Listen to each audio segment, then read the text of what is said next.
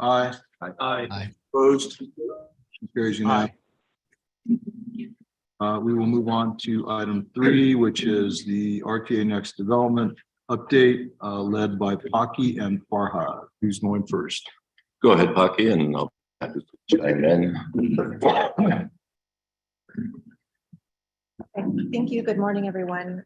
I'm just going to give you a quick review of what we're going to be presenting to the CPC next Monday. They haven't seen all of this information yet, but they've seen the first part of it. So I wanted to share that with you so that you know where we are in the RTA Next plan process.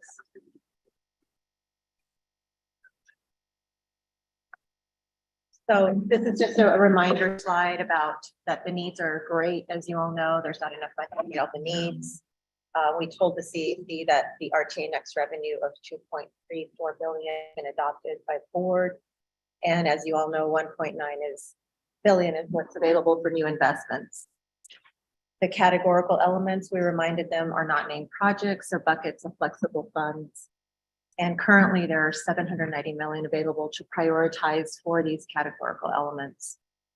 Voters will be asked to approve the budget for the categorical elements, but not how many or which of those projects. And these are investments for future needs, which are beyond the current RTA plan.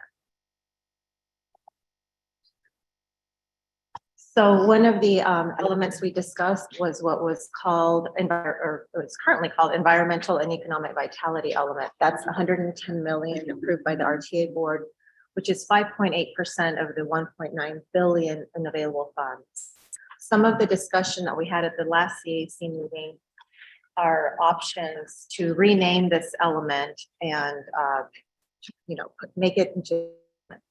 So one was creating an active transportation element. This would include the sub-element of greenways, pathways, bikeways, sidewalks, and hamlets. And it would also take from the safety element and put it into pedestrian safety sub-elements. The next element that was discussed is just to have a plain environmental element. That would include the wildlife linkages and also any roadway related infrastructure. And then it was decided to move the small business assistance under administrative costs.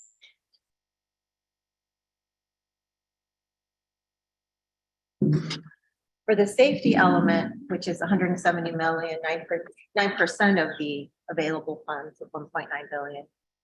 Some of the options that were discussed is keeping the safety element, but only keeping 4 of the sub-elements, which would be intersection safety and capacity improvements, the transit corridors, bus pullouts, and I'll add some information about that shortly, the at-grade railroad safety, and then the technology upgrades.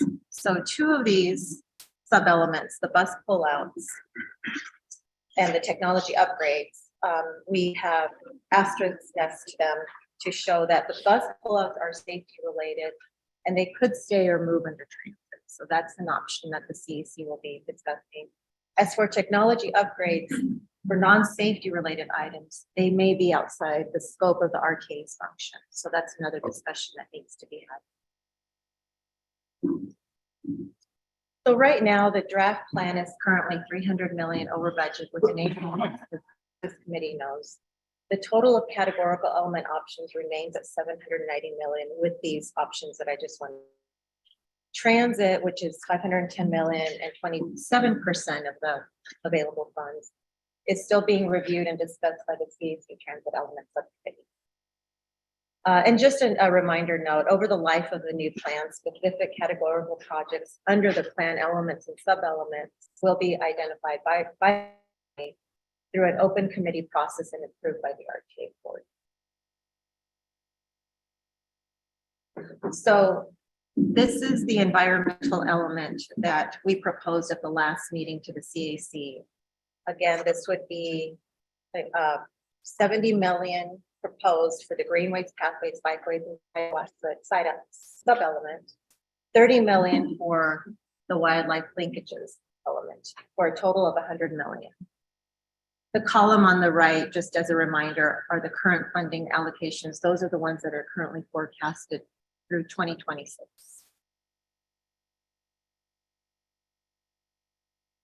So again, the option to rename this element to active transportation would be the greenways, pathways, bikeways, sidewalks, enhancements under active transportation element. And in conjunction with RMAP, the needs for pedestrian facilities and sidewalk gaps are 334 million.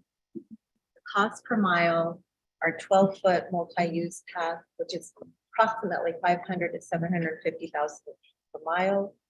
5-foot sidewalks are approximately 500 to 750,000 per mile. And then 6 bike lanes and paved shoulders are approximately 1 million to 2 million per mile. This again is under the RMAP. We are proposing as staff the funding allocation to be 70 million, which is roughly 100 miles for this sub-element. This meets about 1/5 of the identified funding needs for these improvements. Again, or another sub-element under this active transportation element that's being considered is the pedestrian safety improvements. The RMAP identified this as a safety remediation, and it's over $60 million. The HOPs are approximately 350 to 500,000 each. Staff is proposing a funding allocation of 20 million for this, which is roughly about 50 of the HOPs. This meets about 1/3 of the identified funding needs for these improvements. So here is the option of having this active transportation element and what this would cost. Again, greenways, pathways, bikeways, sidewalks, enhancements would be 70 million is what we're proposing. Pedestrian safety improvements would be 20 million. And the pedestrian safety improvements have been pulled out of the safety element to go into this active transportation element. So can you go back to the previous slide? You've had a similar table up. Is the purpose of this to show that we've got the current bond, that particular allocation through 2026 and what we're proposing, you know, for the next, for RTA next round? Is that the purpose of this slide? Yeah, so the green, I changed the colors to, the green slides are what the CAC is going to be considering. And the costs are a little bit different because of some of the shifting that's being done. So What do you mean green slides? I'm sorry. Oh, so Oh, this is the suggested active transportation element and what would go and the sub elements that would go under this new element. And the proposed cost of this would be $90 million. We just wanted to, what we're going to be reminding the CAC is that the pedestrian safety improvements has been pulled out of the safety element. Mr. Chair, if I may, if I understand the question correctly, the column to the right is what we're projecting to spend for each sub-element as part of the current RTA plan through 2026. What you see on the right-hand side, what you see in the middle column is what's proposed for the next RTA. And again, projects haven't been identified per se. We've just identified the buckets of money that's going to go in each of those. Correct. Again, if, as you recall, the intent of these buckets are to be flexible, to be decided over the life of the plan.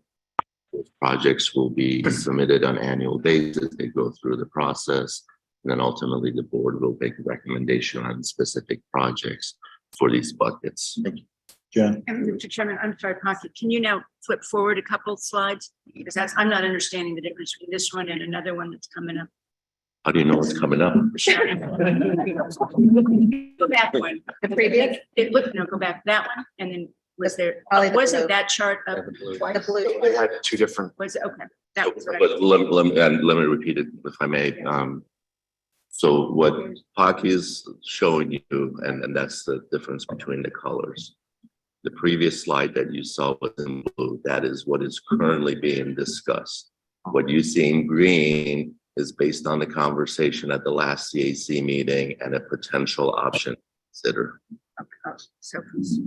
So blue is what's been discussed. Okay, this, I'm sorry. Green. Because it looked the category. So we're going from 100 million to. Just moving things around, yeah. Or proposing to move things around. Yes, Mr. Chair, and Please. and you'll see the sub-element totals. It might be a little different, but at the end, the total remains the same for the category. Okay, so this is the active transportation element. So next slide. So for the environmental element, the RMAP needs for transportation related critical wildlife linkages are about 34 million. The cost per facility as a standalone project for these are approximately 5 million. And the cost per facility as a project element are as follows. So over crossings can be approximately 2.5 to 7 million. Under crossings are approximately 1 to 3 million each. And then fence can be about 500 to 1,000 to 1 million per mile. Staff is proposing a funding application of 3 million for these critical wildlife linkages. This meets nearly most of the RMAP identified funding needs for the wildlife linkages.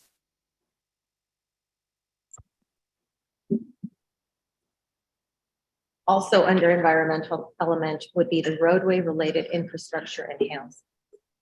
This is typically included in the roadway improvement scope and it's not a standalone activity. RMAP includes these elements as part of the main roadway projects. So we're not recommending this as a standalone sub-element and it must be regional and transportation related to be eligible for RTA funding. Again, this will be discussed at Monday's CAC meeting, but this is one of the sub-elements that we're not recommending as a standalone. So here's my green slide that kind of shows what environmental element would look like and what the CAC will be deciding. So again, the transportation related critical wildlife is proposed at 30 million. And then the roadway related infrastructure enhancements may be included on the scope of main projects. We're not recommending this as a standalone. So the total for this particular element would remain at 30 million.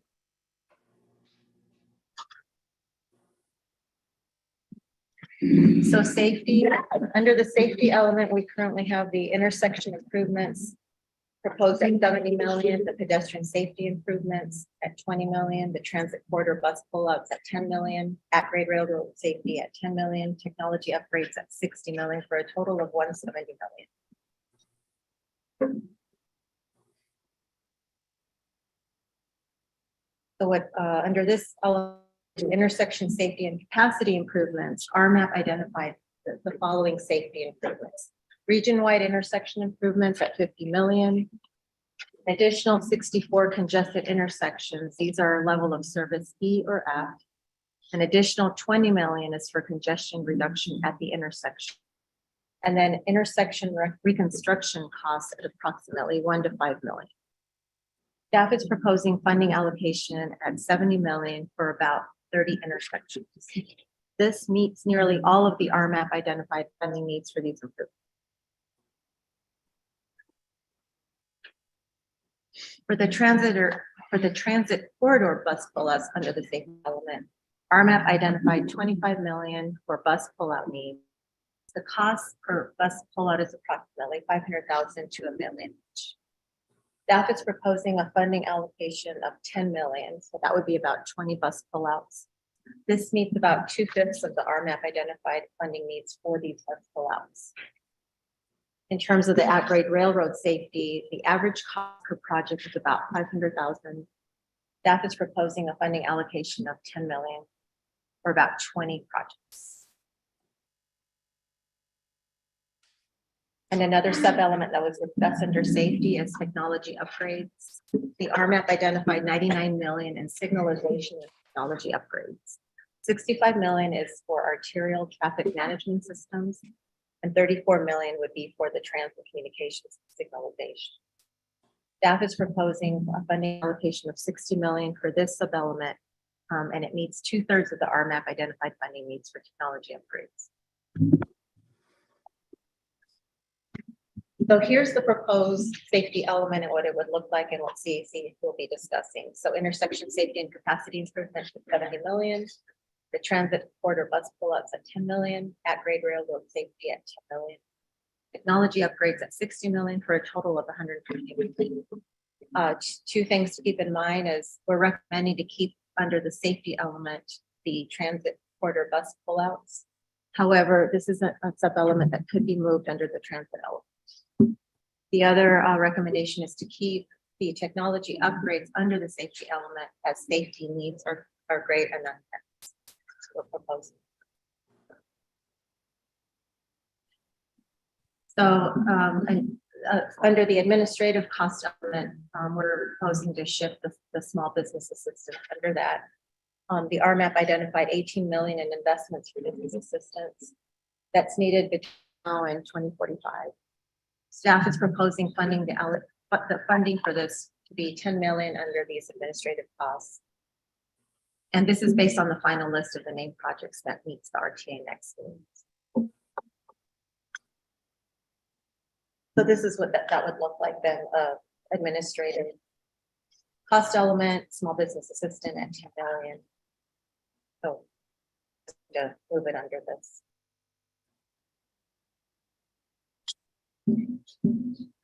And that's all the changes that will be discussed at Monday's meeting. Wanted to share that with you. Mike? Go ahead. You said Curtis has a question. Yeah, that was me, Mike. Yeah, I had a question, Patrick. You'd mentioned that for the sub-element projects, that they would be identified through an open committee process. I'm kind of wondering what does that entail? And is it similar to what we did with RTA 1? And are there ways of improving that process? And related to that, will there be an opportunity for cost sharing as those projects are selected?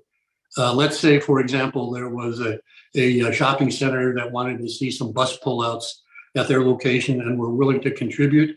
Would they be in some way able to introduce some cost sharing? So basically 2 questions. One is the committee process for selection, and the other is the opportunity for future cost sharing. Madam Chair, if I may, so the process for identifying categorical projects are similar to what we've been following for the current RTA plan. Typically, there is a call for projects, and as part of the call for projects, all jurisdictions submit projects with cost estimates, scope details. And yes, as part of that request, they can always identify non-RTA funding that can be used to leverage the RTA projects. In many cases, currently, we're using federal dollars and using RTA dollars for the match. So it'll be the same process. And ultimately, it would be a recommendation to the RTA board and the IGA between the 2 governing body. And all the details are usually outlined in the IGA, especially if there's any non-RTA dollars involved. Excuse me. Okay, thank you, Farhad. Of course. Thanks, Curtis. Chris, you're up, and then Shane's on deck. Yeah, thank you, Mr. Chair. I had a question. I thought Mr. Dilly kind of had the question along the lines of, have there been specific projects identified, which I understood the answer was no, these are just kind of general allocations. But then as part of the presentation, we talk about, 64 intersections and projects have been identified. So I believe staff identified some potential projects. And then I think that goes to Curtis's question of, so is that going to come back to us to have discussion regarding the specific projects? And then has there been a call to the various jurisdictions regarding projects? I also understand there was a transit meeting recently, and I think there was some confusion on whether or not jurisdictions and partners were supposed to submit projects or not. So if you could maybe just expound upon that a little bit, I'd appreciate that clarification. Mr. Chair, Chris, be happy to touch on those. So there were a couple components to that question. Let me answer the last one first. So the discussion at the transit committee was that everybody who wanted to submit transit capital projects had a chance to do that. And there was, yes, everybody had an opportunity to submit named projects for RTA next consideration. So that's the last part of the question. The first part of the question, let me put it back in context. So CAC members obviously are, excuse me, I'm losing my voice. CAC members are struggling with this idea of what the needs are. So the only document that we have that is a regional document that identifies what the needs are over the next 20 years is our long-range plan, which is the PAG side of the business. PAG developed the long-range plan. It was adopted back in 2020. So the information that you see on the needs part is all from the RMAP, identifying through that process, which was a very extensive process with all jurisdictions involved and public involvement. That document identifies what the needs are, and that's what you see on the top part of each slide. The needs are X amount, RTA Next may be able to meet a portion of that need. So the intersections, for example, that you talked about, those were all part of the RMAP process. If you don't mind, go back to that slide just so we can reference that. So we identified that there is so many intersections that are in poor level of service, for example. There you go. Nope, the slide that actually has the needs on it. There we go, that one. So RMAP, top portion of the slide, RMAP identified $50 million of intersection improvements that are needed, and an additional $20 million to help with congestion. That's $70 million, and that's the RMAP document. For the purpose of RTA process, we are recommending to fund it fully at $70 million. Now, none of those are identified as a specific location yet. That's the process that will follow through the life of the new plan. Any other questions, Chris? I think I maybe for conversation for another time, but it was my understanding that there was some confusion at the transit committee. And I heard that, those that wanted to submitted, but I'm not sure that everybody was aware to submit projects. And so I would just maybe like some details or follow up on what was asked of the various partners and who actually submitted. So thank you. Here's what we might do. If you don't mind, maybe after a bit, I'll call on you and you can walk us through some of the conversations that you all are having. If I may, just to clarify that, because Caroline was the one that brought up the question. So the question was asked, did Oro Valley have a capital transit project that they wish to submit? And the response by the Oro Valley representative was no, and we had an opportunity to submit, and we did not submit a capital transit project. Rolling back to when the CAC chair submitted a memo to all jurisdictions requesting for call for projects for RTA Next. That's when everybody submitted their projects, all the named projects, the roadway projects, including transit capital projects. We have received all those from everyone. The confusion was, does Oro Valley still want to submit a transit project? And Amy answered no. So you want to add to that? No, we won't, because just hang on a second. Let me go to Shane and then I'll come to you, Carolyn. Okay. So why don't we go to you, Shane, and then we'll come back. Because what I was hoping to do is get a thumbnail sketch, Carolyn, from you on CAC as a whole, and then we can have more conversation about that. So if it comes out. I appreciate that. I also really appreciate the conversation that was going on, because my understanding is that at least from my understanding is that we weighed in on the named projects that was occupying the 1.1. Currently it's at 1.4. Not necessarily occupying categorical projects. And so I just want to be clear from my understanding. And if my understanding is wrong, then like clarification on that. But the question that I had for the group, it seems like the CAC is continues to wrestle with providing a recommendation on getting the named projects within the allocated budget amount. Here we're talking about now having the CAC weigh in on this, the categorical stuff, these buckets.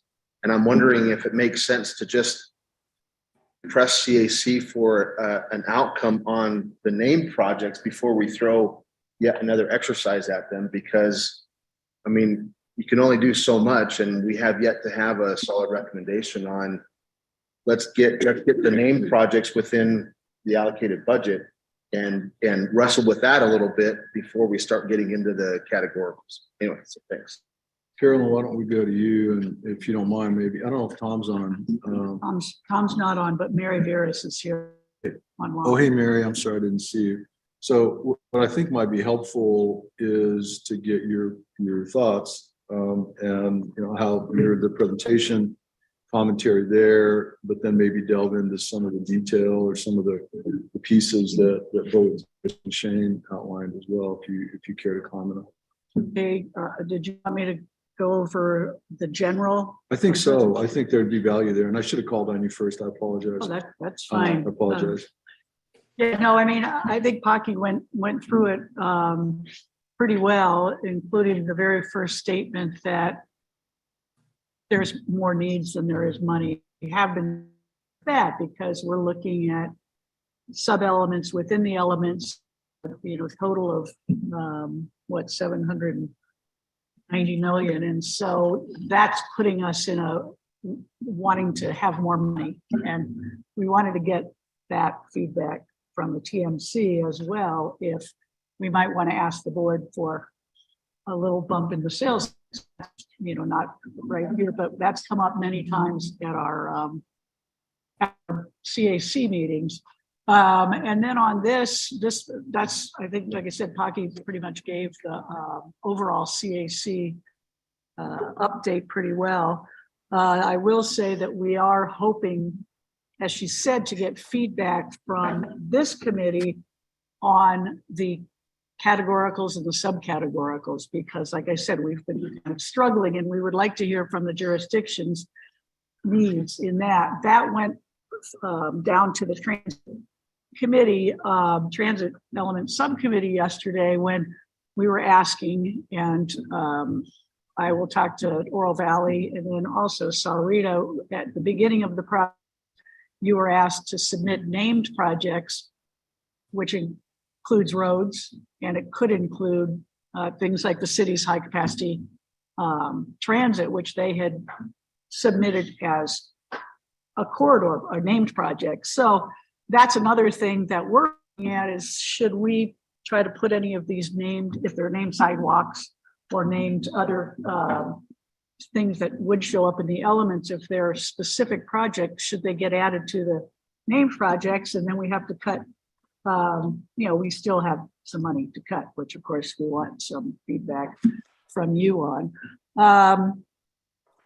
The question to Oro Valley was really one meeting that we had been told that Oro Valley really supports transit, additional transit. So the question was, do you have anything specific? We heard from the city, thank you, of Tucson yesterday in terms of very specific projects that the city is looking at. We didn't get any other transit projects, I don't think. So that was just a question, and it sounds like, unless there are, I would love to see if people were confused and didn't realize that named projects could include other things like roadway corridors. We'll just add it to the bucket that's still too small. And I remember that the Sahuarita presenter on this made it clear that you didn't have any transit projects or any transit. We wouldn't have transit projects. Right. And we didn't really hear from Mariana, but nothing has really been talked about transit except for the city of Tucson. And now we have a lot of information from the city of Tucson in terms of specific projects and where they might belong. And I assume everybody here knows that, Farhad, maybe you can explain this more, but the categorical elements are buckets that aren't included in the corridor projects, the named projects. A lot of these elements will be included if there's a roadway expansion or roadway improvements. So these are, and tell me if I'm right, these are extra buckets for things that haven't yet come up or things that will be available for current roadways that don't have an RTA next corridor project going on. Go ahead, Shane, and then I'll go for it. Just a quick question. So just want to make sure I understand what was just said. Does the CAC feel as though there are named projects that could actually fit underneath one of the categorical areas, buckets? And is that one way of reducing the amount of money that's now in demand for the named projects? We were actually looking at the opposite. If there is a very specific projects that already have names that they could go and be added to a named project list. I may attempt to answer that question as well. Thank you for that summary. So the named projects currently are all corridor projects with identified scopes within each corridor. That's about $300 million over as it is. So potentially, if somebody can identify one of those named projects and say, all right, I want to move that under a sub-element, that's possible, but they all already fit the corridor name project element. So there's really no other fit for the ones that are already on the list. Does that answer your question? The $1.4 million are all corridor projects, and there's an element called corridor projects, and we're $300 million over. Right, but are there projects in that 1.4 million that could actually be a sub-element project? To my knowledge, they're all corridor projects. Yeah. Okay. And then going back to, thanks again for that summary. So to repeat again, correct. $790 million is the entire large bucket of categoricals. 790 currently is broken down within those two elements and then sub-elements. So what you'll see over the life of the plan, if it's approved, there's our administrative code that defines and describes what is eligible under each sub-element. So let's talk about safety. Let's talk about sidewalks and bike lanes. That's the most obvious one, right? So under that sub-element on annual basis, jurisdictions will submit proposed projects. They go through a process for selection, and then we can start identifying projects over the life of the plan, and then the board will approve those and the funding that goes with them. I don't believe anybody can assume what the needs are 15 years from now. So naming a project 15 years from now takes away that flexibility from the governing body to make those decisions over the life of the plan.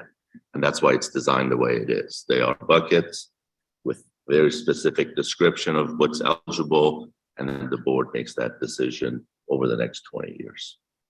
Jan and then John.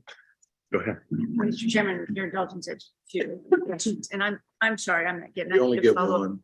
What? Only one?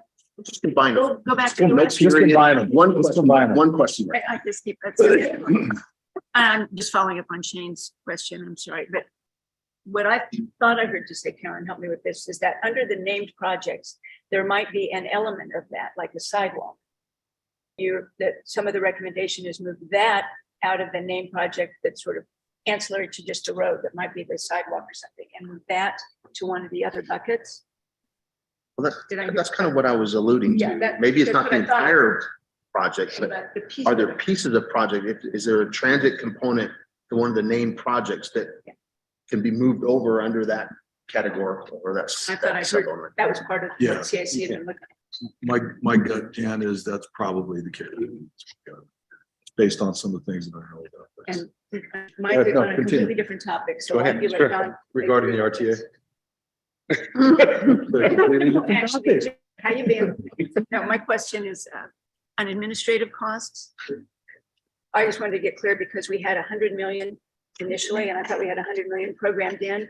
And then what the proposal is to move small business 10 million to it. That last slide only showed the 10 million, not the 100 million for admin plus. So what? Yes, so The just- 100 million still. Go ahead, Farhad. I mean, Yeah, just to clarify, currently, small business assistance is under an existing element. It's an existing standalone sub-element. We're recommending, because there's been a lot of confusion even at the CAC, what does that really mean? Is that economic development? Is it economic vitality? What all we're saying is that if you wish to continue this service, there's a cost. The cost is $10 million. And let's not show it as a sub-element. Let's just move it under administrative cost. So we eliminate that confusion. but then the entire administrative cost is 110. Correct, if we move that 10 million. That's a great point, Jan, and I think that the group at some point should discuss that and really delve into that, because that could be some capacity for us moving forward. So just kind of think that. So good catch, Jan. Go ahead, John. Yeah, Mr. Chairman, I have a question on that intersection safety and capacity improvement slide also. Can you go back? Yeah, I see this element as one that is going to be particularly important to us in RTA next. But I have a question to begin with. This says 64 congested intersections will be dealt with, and the total here is $70 million. And the last line says meets nearly all RMAP identified funding needs. The first question is, of those congested intersections, are any of those in the named projects, in the corridor projects? So, Mr. Chair, John, no, they're not. Again, this is from RMAP. RMAP identified 64 intersections that are congested and need to be addressed. Out of those, In addition to some other in congested addition to corridors? safety improvements. So you have safety and then you have capacity. And that's why it's kind of, I get it. I'm confused about the corridor element, though. Yeah. I mean, our map will show you where the congestion is. correct, And that'll include intersections. correct. And none of those 64. I wouldn't say none of them, but these are standalone projects identified in the RMAP as part of the corridor. Okay. So all we're saying is that 30 out of that 64 potentially could be funded. So 34 are still not funded on the capacity side of the equation. On the safety side of the equation, $50 million is identified as safety improvements. Okay. Those safety improvements can be met. That's meeting 100% of our map, essentially, is what you're telling me, the safety side. No, let me back up. So what's that last 50 line? million is just safety. Got it? Out of that 50, can meet an entire $50 million Meet entire 50 million for means safety. all safety intersection What's requirements proposed? would be met. What's proposed in the RMAP. Then there's 20 million left from the 70. Gotcha. Out of that $20 million, you can put a dent into Into the- capacity congestion. Okay. I get it. Now it's clear. And my point here, Mr. Chairman, is especially in talking about the corridor elements, if we start having to peel back on some of those, I will tell you that at least what could buy us some time is more intersection improvement, because, you know, the traffic engineers always tell you that's where the constraints are. Yeah, the corridor in between is important, but the intersections are really the key. So I think we keep this element in mind as we go forward, if we have to cut on corridors. Thank you. You're welcome, John. Just out of curiosity, Farhad, or whoever on the staff. So the RMAP safety, because this says safety and capacity, this is specific to the intersection, correct? Correct. And the listed, the 64 intersections, did that come from the agencies, all the agencies? And that was a snapshot at whatever time that was taken, and that is the list?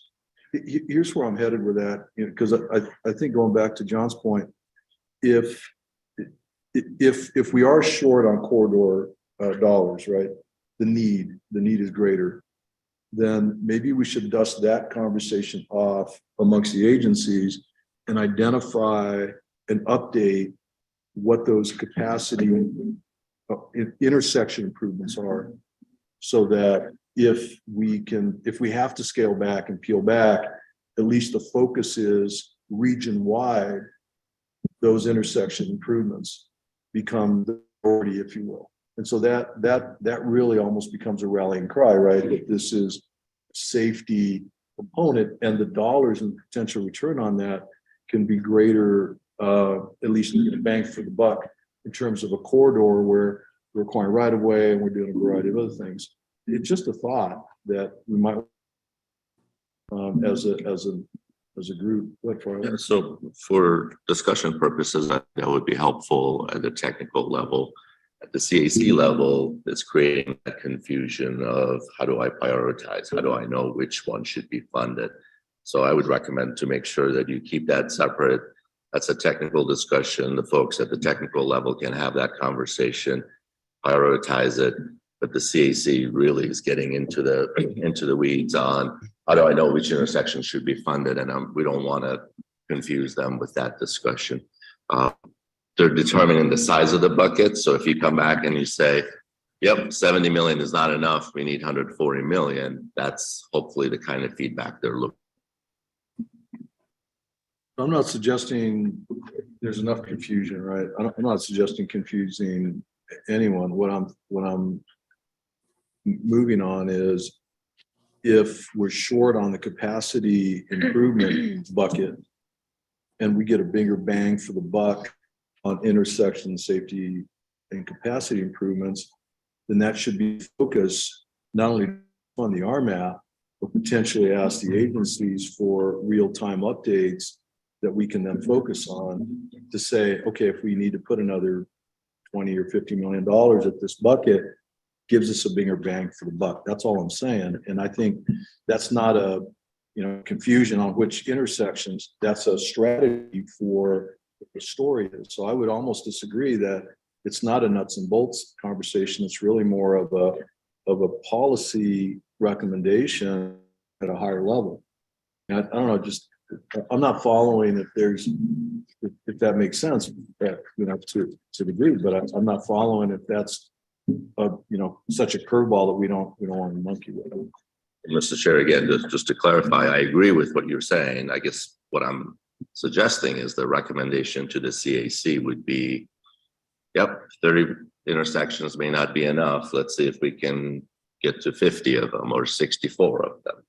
That would be the recommendation. And then obviously the dollars will have to follow from somewhere else. Mike? Hold on a second, Kurt. So does the 50 million cover the 64? 50 is just for safety improvements. Right.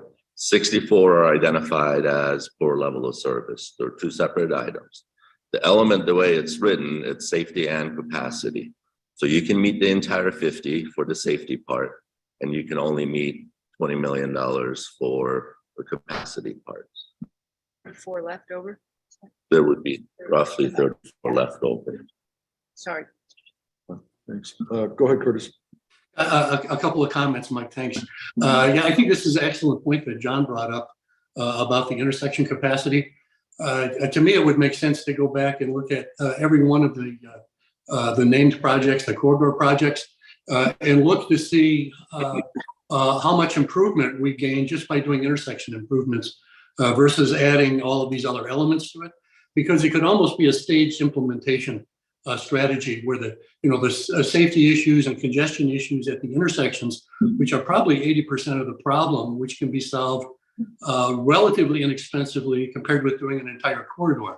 So that's something that maybe staff could look at and give some guidance to the CAC on this, and that may be a way of getting around some of the dollar issues on here. I don't want to make a motion on it because we don't have this as an action item, but it certainly seemed like a logical approach to take, is to basically look at the bang for the buck of intersection improvements versus corridor wide improvements. So the other comment I had, and this relates to some of the earlier slides, is that we have to be real careful when we're looking at the proposed expenditures under RTA Next in comparison of what was approved with the 2006 election, because those are 2006 dollars, and now we're talking 2023 or $24, whatever Eller was using, and you absolutely cannot make a direct comparison on that. As a matter of fact, to be honest, if we're going to talk about the dollars that were supposed to be collected under RTA 1, we wouldn't be talking $2.1 billion. We'd be saying in today's dollars, it's 2.8 billion. So that changes the relative comparison that we have. And I think it paints a more accurate and a truer picture of the funding constraints we have now compared to what we had before. So that I guess what I'm saying, if there are any slides that show the proposed dollars for RTA Next in 2020, in current dollars, we need to make sure that the 2006 dollars are inflated to those same units. Otherwise, we're not getting true facts out there.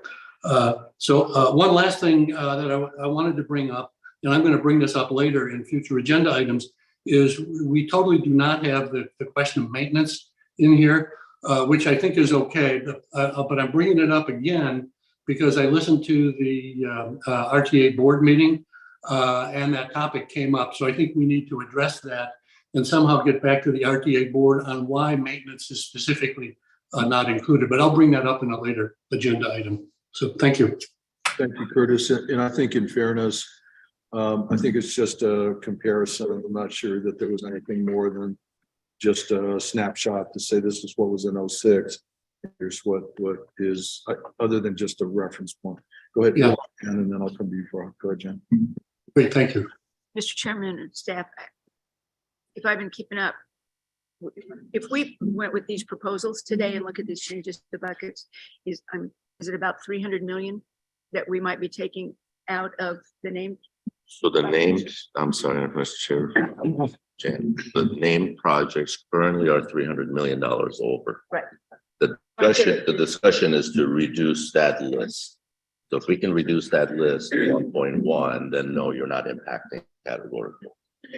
There haven't been additional recommendations for additional funding that we've seen in these other buckets.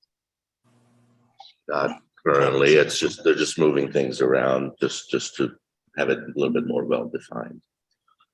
So if I may, again, back to a couple of corrections. So what you see on the slides as part of 2006 dollar amounts, those are actual dollar amounts spent to date with a minor projection for the next 2-3 years. So those are as close to actual as you get in the right-hand column. The only forecast part is for the remaining 2-3 years of the RTA plan. So that's like any other budgeting exercise. You want to look at actuals. What did you spend? Spent $66 million on intersections to date. For the next RTA, we're proposing to spend $70. $70 is nominal in 2022 dollars. Over the life of the project, obviously, cost will go up. Hopefully on the revenue side, revenue will also improve. So that's why the budget is you got to use 2022 as your nominal so you compare both cost and revenue on apples to apples basis. Otherwise, we're inflating costs, but not inflating revenue, which both of those are forecasting exercises and it's anybody's guess. Thank you, Mr. Chair. I for one, don't burn at all with what's being recommended here in terms of organizing, these buckets and applying some logic to where things should fit appropriately under what category. I do recall there being discussion at the board level about maintenance, and so I am curious to know how all that's going to kind of fold in to this. I think, quite frankly, there's probably an expectation that somehow the recommendation at the end of the day identifies maintenance and that animal, and it's quite honestly just the responsible thing to do to make sure that we're factoring maintenance in. Whether that's part of this or it's an obligation, by the agency that we have to identify that, I'm not sure. But I continue to struggle with the thought of, while I appreciate the need to have this conversation, until we have a recommendation from the CAC on what we're going to do to get into that ballpark. I mean, asking for more money is always on the table. I think the board knows that. I know that my mayor knows that. But politically, it's a hard thing to do. And so I think that there's an expectation that we identify, okay, all right, we know that we can always ask for more money and that's a political lift, but one we may need to do. But before, I think my mayor and probably the board, if I understand politics correctly, is willing to go there, they're going to have to see what kind of pain we're going to experience if we have to cut this thing. And so what is the recommendation to scale this list of named projects down to the 1.1 billion threshold? And what kind of pain does that give us as a region? We're not going to be able to have the conversation about a higher tax amount unless we understand what the pain is by cutting this list down to what it needs to be. And so I have a hard time asking the CAC to now grapple with this before we have a recommendation to start wrestling with. So I'll leave it at that. Thanks. If I'm, Go ahead for it. so I want to respond to a couple of those. Yes, maintenance is a topic of discussion at the board level. CAC had that conversation recently as well, recognizing that's a policy issue and the board will have to discuss that before there's more guidelines on how we want to address maintenance. I hope to have that conversation with the board in the near future. So that'll be a component of the conversation to decide if maintenance is going to be a separate element. Having said that, if that's the case, then the funding has to come from somewhere. The total 2.34 is basically fixed. So that'll be a board discussion. Hopefully we'll get more direction from the board on that. And then going back to your comment, and I agree with you 100%, really the challenge, and I think the ask from this committee is to help us identify $300 million that we can get back to 1.1. Putting it in your terminology, the pain point right now for the CAC is we can't make that decision. We need TMC to help us with that decision. You can go back and say, no, you make the decision as well. So that's really where I think rubber meets the road is. Are we willing to get down to 1.1? Because if we can do that, then the rest of this hopefully will fall in place.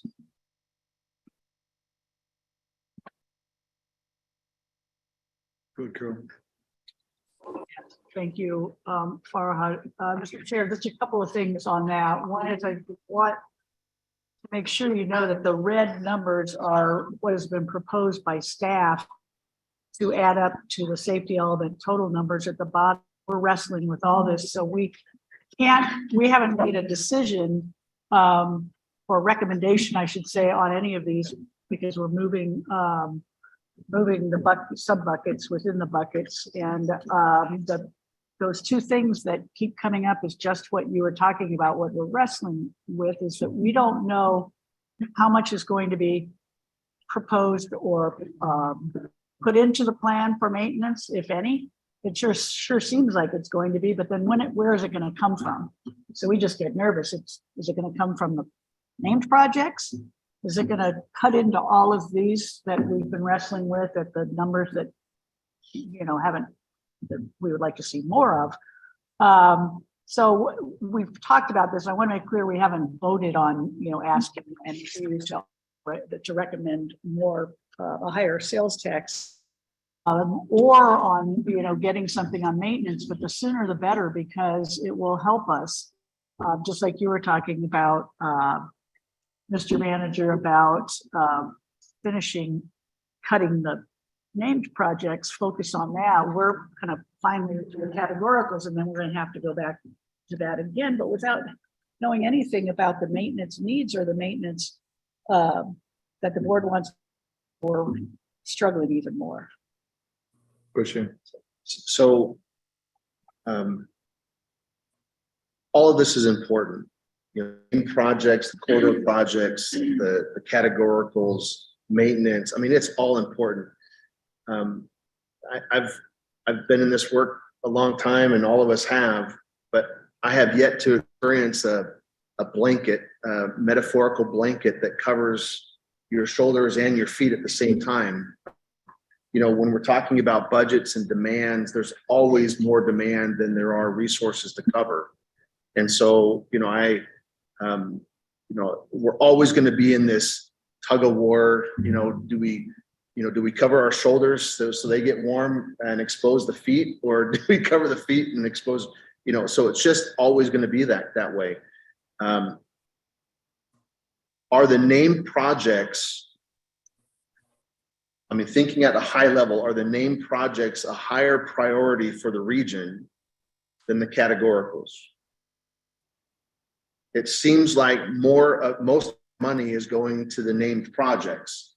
And so I would suggest that our focus between CAC and the TMC, I think our focus should be figuring out the named projects and the budget that we have as a recommendation, and just be tunnel vision on figuring that out. And then once we figure that out, then we start saying, okay, now we have this other allocation of $700 million for categoricals.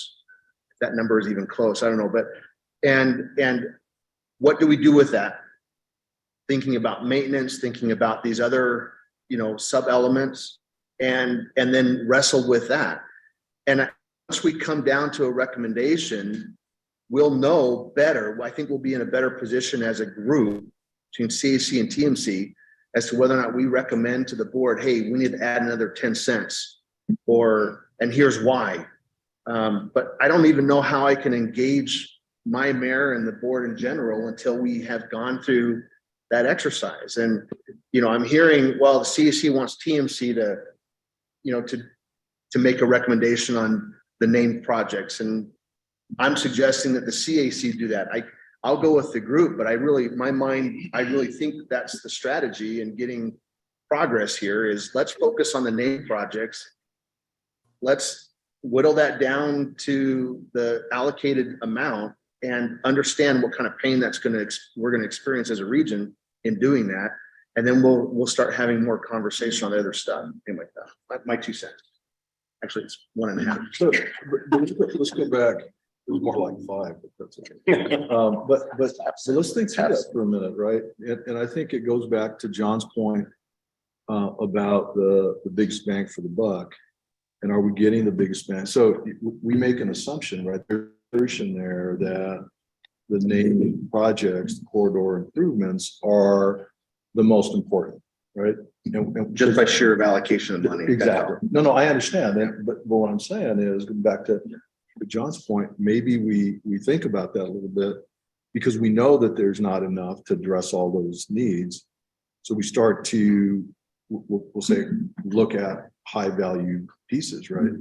But then the other piece I think is what Jan brought up, which is the 100 million, and is 10 million enough for small business, right? Or I think the number was 45 was recommended in RMAP. I think over the RMAP recommended 18 million for the entire RMAP. We're recommending 10 million for 1.4 billion dollars. So those are the conversations, because that's the social piece of this, right? I mean, we've got to think about the impact to the businesses as we're going through this exercise. And if we're not able to dissect that now and have that discussion now, it's almost an after the fact conversation that happens once things are moving down the path. But going back to how you started, I'm not sure that allocation, based on all conversations that have happened over the last several months, really year, because if we go through all the brain damage to get that down to 1.1 billion, right? And then we, at the end, decide, well, safety needs to have an extra 50 million or an extra 100 million. Then we're, go right back through that. I'm not arguing for or against. I'm just suggesting maybe there's a conversation there. John, you had a comment? Yeah, I'm just following all this. I'm looking at the list of identified corridor elements. And if we want to be simplistic about it and said, all right, suppose this is all in priority. You knock off 300 million and take out the last 12 projects, right? 12 projects. Now, are you telling me none of those, we couldn't handle some of the intersections in those 12 by some time, if we had to? It's just a simple approach to start the conversation, I guess. Mary, you've been on and heard the commentary. Is there any comment you'd like to make, from a CIC or their perspective? Well, thank you for asking. Well, Carolyn really reiterated a lot of what has been discussed in the CAC and among the board members also.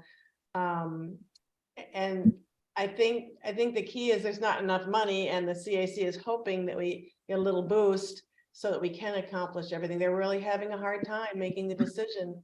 As long as that thought out there is there's a possibility of a half-cent increase. And I think as long as that possibility is out there, we've spoken about let's not worry about the bottom line. Let's put what we need and organize it that way. And I think that might be a little bit of what you're seeing in our overage. But pretty much, I think Carolyn spoke to it a lot more eloquently than I would. But that's really, I think, where the discussion lies right now, and getting as much support as far as information goes from the TMC as to what the jurisdictions really are placing a lot of value in, so that we make sure that we're understanding that as we're making our decisions. Let me ask a question of the group. I know Shane wants to chat. Let me ask a question of the group. Is in the realm of possibilities in terms of realistic possibilities, an opportunity for us to go to the voter for more than a half cent? I know it's a board policy decision. I'm clear on that. But from our perspective, everybody sitting in the room, does that seem to make sense? And is that in the realm of opportunities that have a likelihood of success? Because if there is an opportunity there, then maybe that could and should be a conversation based on all, because we're much more informed today than we were when we started, right? We know more about the cost, we know more about the needs. Does that, I mean, is that even in the realm of possibilities that you all would see as realistic? Because I mean, if it's not realistic and the electeds aren't going to go along with it, then we're done, right? Let's just stay here. But if that is in fact an opportunity that we should at least explore a little bit, then maybe we ought to have that discussion and then help and educate, if you will, why we think that when we're having a conversation with the board. Any thoughts there? I'll share my, I would share. For the town of Sarita and the region around us, unincorporated region, I really think that the answer is a yes, but it would have to, we would have to see more activity on the categoricals down in that area. More intersection, more value. more valued. Not on the corridor stuff. I think we're okay, but the categorical stuff, the intersection improvement, whatever. I think we need to see a little bit more activity down there. I think for the discussion, we have to have parallel options provided to the board, right? We have to do the heavy lift, the hard. Okay, here's what we have to get within our threshold, within our allocation.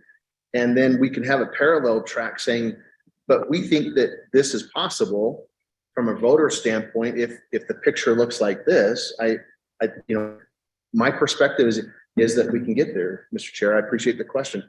I also wanted to support what John is putting forward on the table. I mean, is it as simple as that? Is it as simple as all these projects, but we've prioritized and to get to our 300 million, we go from the bottom up, but can we put as a priority on the intersection, any intersections that would have touched those corridor projects that got removed, as a way to still show support and love in those areas, but that's where our priority, that's where the dollars are prioritized on improvements. Anyway, just I really appreciate the thought, John. Thank you. Yeah. Mr. Chairman, I don't know that we want to, but I'm just wondering, is it possible one ballot initiative, a half cent or more, or could there be two separate ballot issues? No. I don't know if you'd want to, but that half cent and they're half cent and some that want to, yeah. Mr. Chair, Go ahead. the statute is there that and as one question. And then the second question is Right. the funding that goes with the plan. I'm not sure if you can multiple plans and multiple taxing scenarios. Both questions have to pass. Right, no. So I'm not sure if that might even confuse the voters too, because you may approve one plan, but then approve the least amount of tax. Yeah, no, exactly. Mike? We want to. Hold a second, Jan, is your thought to do a half cent with a plan and another half cent with Another another plan? But I don't know if you want to, but I'm just wondering if Well- it's even legal and worth considering. Well, I mean, we could check that, obviously. We can check, but again, I recall having this conversation and I'll, if I may, I'll go back to answering one of your questions. So it has to be very specific, a plan, and it's with it. I don't think we can do multiple plans and multiple taxation. Going back to your question, back in roughly 2017, 2018, we had this conversation with the board. And it was exactly as you described. So you must have been there somehow watching it. So the thought process was, let's put a plan together for the half cent. And then let's say, all right, this is what we would do if we wanted to go beyond the half cent. And identify what would you use that funding for. And at the time, the conversation was maintenance is a perfect item to carve out. So let's do a half cent for everything else. And then identify, all right, for maintenance, we need another, let's say $500 million. That'll be 0.2 of a cent. If we were going to add another, this would be what we tack on, but we still do it as one question, one plan, one amount for taxation. Or I could, and we can send a note, but would you check? Because I think Jen might be onto something there in terms of if there's an opportunity to do it. And I'm sure there's reasons not to do it, but I mean, if there, at least to know that that could be on the horizon, then some of this conversation can be separated out to give us more capacity and more opportunity in one area. And then quite frankly, we're having a conversation with the voter. The voter is actually telling us and dictating what they would like to see in that. I would say that makes sense. So again, it goes back to what I just described. You could do a plan for half cent, question 2, the tax itself, and then question 3, another 0.2 for this plan. I got it. So that's Okay. possible. Okay, well then I think that's your answer. John, did you have a comment? I'm sorry. Curtis, you're up. Yeah, I just wanted to mention that the legislation specifies the ballot language, and it really doesn't have the option. It says the years, and it basically the rate isn't. The rate is implied in the plan itself, but it does specify the length of the taxation. So that, there may actually be an opportunity in there, since the language, the specific language that has to be on the ballot does not say what the tax rate is. It only says the duration of the tax, which is implied in the plan. So yeah, indeed, Jan may be onto something. No. Others, comments, thoughts or The comments? rate Go ahead, has- Carol. the rate has to be included.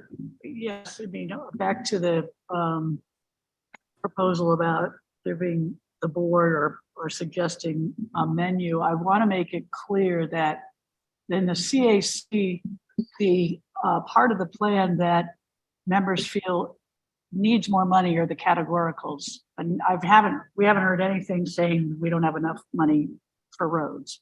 But that's because of the way the budget has been laid out. Based on 2006, that is a priority to apparently to the board, and it depends on who you ask in terms of is the named corridor projects priority. And both of the jurisdictions have told us that they have a lot of needs and want to focus on categoricals. Both the city and the county. I don't know how, but that's another option, is to see if they, instead of putting more money into it, is putting more money into the categoricals, but it comes from the corridors, and then we have more to do. But I think there can be a menu of options, especially with that hidden element of maintenance, because it's going to be something, it sounds like. Where exactly are we with the maintenance conversation? And I mean, I'm nervous. We're having this discussion, and if we go through and chop it to 1.1 billion, right? And then on top of that, we're talking about maintenance. What's the conversation there? So for that reminder, you just reminded me. So at the last CAC meeting, we talked about looking at the current list of named projects, which add up to 1.4 billion roughly, and identifying how much of those projects are potentially capital maintenance projects. So we committed to the CAC that we'll follow up with the memo, identify that there are actually projects that could be classified as capital maintenance already in the list of named projects. So we're going to follow up with a memo on that. And my comment at the time was, I believe, roughly half, but we'll double check that. And again, as you mentioned at the last board meeting, the conversation came up and the board agreed that that is a policy issue. The board will discuss it at their next meeting. We'll have the information they need. And anything we can take to the board between now and their meeting would obviously help provide the input they need to make that decision. My hope is that we can focus on capital maintenance because that's what we believe is eligible, routine maintenance.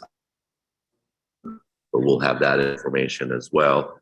So capital maintenance already have almost $600 million worth of capital maintenance built into those named projects.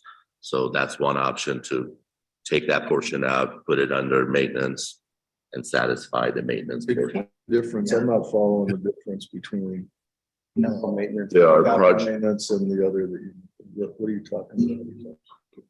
Are you talking about just sheer? Just said, explain it, explain So it. capital maintenance, for example, would be if you have a roadway that really needs a complete reconstruction prolong the life cycle of the project. So by definition, that's capital maintenance. That's an asset that you prolong the life of the asset. So that's reasonable. 600 million in the plan for that already? In the named projects, if you look at the named projects, and we'll exercise here shortly.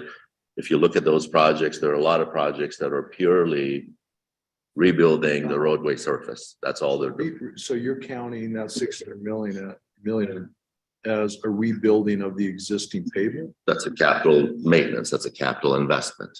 So even though you're widening it, No, they're not widening it. it's just a. You're taking a 4-lane project, taking a 4-lane project, a 4-lane project. That's capital maintenance. Presumably, most of the ones that say modernize. Almost $600 million of those are capital maintenance. I see. Gotcha. So, but I think the conversation for the maintenance piece was for what I'll call 06 plan or 06 improvement under that plan. I think, at least in my head, when I hear maintenance, I was thinking of it in that term of on the regional system, maintenance of the stuff built. You know, maintaining that and making sure that going forward. So our understanding of the legislation is that routine maintenance is not eligible. It has to be capital maintenance. So if you're talking about going out there and just doing your routine maintenance treatment every 5-10 years or so, our understanding is that's not eligible. I think that's a great clarification to make with the board. To get Because that I'm clarified, Lisa. 100% confident that when I hear them talk about maintenance, they're thinking going out and putting a chip or On what a flurry, what we just built. Yeah, What we just yeah. built. Fixing sidewalk heavages and all that kind of stuff. Is just that's what they're thinking maintenance Yeah, is. no, I've in my conversations, I think we've repeated that capital maintenance, and even at the last meeting, it came up. CAC members have been reminded of that as well. So routine maintenance is not considered RTA's eligibility for maintenance. So operation maintenance, normal routine maintenance, those are not. So got it. So Maybe there's 2 points of clarification on the legal side of things. One is this: what can we take to the voters, the voter, the potential for 2 questions. and then And the other clarification is on the maintenance. Yeah. Curtis, you have a comment? Yeah, I did.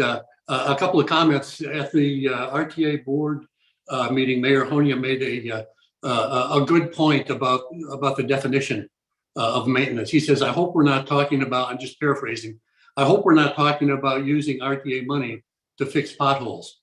And I do tend to agree with him that routine maintenance is probably not something that we want the RTA to fund. But as Farhad was saying, the capital maintenance is there. The statute does allow maintenance on the system, but it does not allow the RTA to pay for maintenance of a project that was built with RTA funds and then turned over to the jurisdictions.